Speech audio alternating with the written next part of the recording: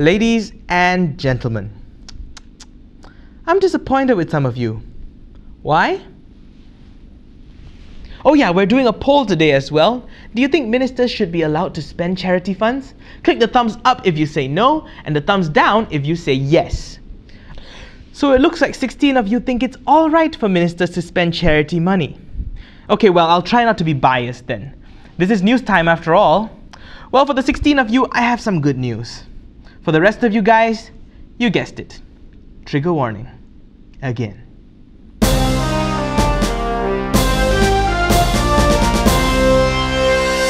The National Oversight and Whistleblowers Group, or NOW, is back again, this time with more papers they acquired that were allegedly approved by the Yayasan Pembangunan Ekonomi Islam Malaysia, or Yapeim.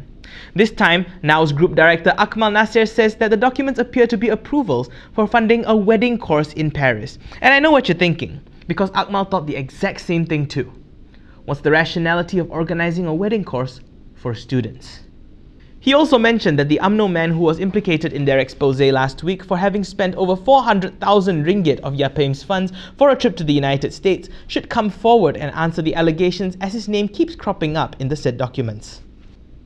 The Penang Legislative Assembly will be tabling amendments that may give State Exco members a 100% increase in salaries, while the salary of State Assembly persons will be almost double. The raise would affect all categories, including State Speaker, but it will not include the Chief Minister.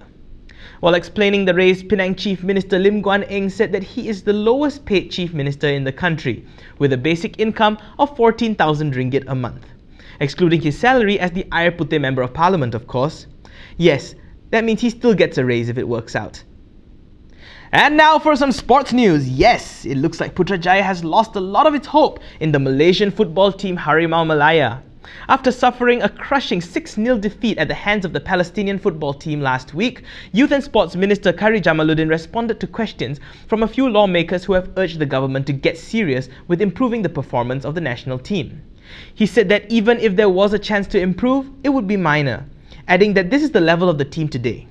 He also added that this is due to incorrectness in DNA and that we cannot teach new tactics to 28-year-old players.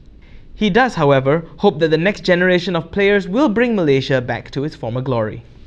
Still on sports, Lumut MP Muhammad Imran raised a concern today that the sexy dressing of the participants in the Sukma Games and Fit Malaysia may lead to illicit sex or zina.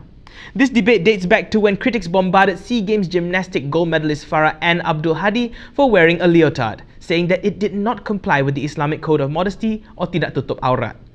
Rantau Pajang MP Siti Zaila, who raised the issue in the Dewan Rakyat back in June, brought it up again today, urging the government to mandate a Sharia-compliant dress code for Muslim athletes, particularly female ones.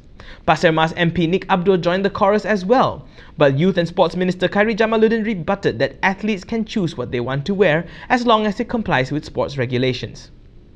And that is the end of the fact sheet for today. Should we let our athletes choose what they perform best in, or does modesty come first even in sports? Tell me your opinions in the comments below. Don't forget to leave a like and subscribe as well. I'm Daniel Anthony. Thanks for watching.